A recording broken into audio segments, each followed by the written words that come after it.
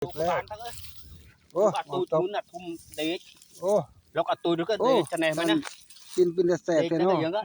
เนาะจังไงเนาะโอ้ไตไกลทางเนาะธรรมชาติก็ไม่แปลกถึกไม่ใช่ยอดรุ่นเอาอันนี้ถึกแล้วตัวนี่ธรรมชาติอีสานเฮาเบิ่งนี่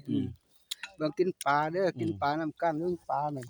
ดูตามเครื่องแล้วแต่เมื่อบานมื้อนี้เขาจับปลา2คนเบิ่งนี่มีผู้สาวงามจับปลา2คนเบิ่งนั่นผู้สาวสวยจับปลาลงที่ต้มมาเบิ่งนั่นผู้สาวไปสายนั่นจับปลา2คน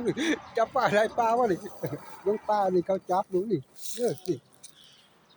ลงนี่ยางปลาดุกปลาหยังนี่เบิ่งปลาเข็งปลาหยังปลาปลาดุกย่างแซ่บๆให้ปลาขายแล้วเอาไปส่งก็ได้แล้วครับไม่ได้หยังยกขาดขึ้นขายนี่โลละ20 บาทนี่ปลาสลิดโลละ20 บาทนี่โล15 บาทนี่ปลากระเดิดแค่เลย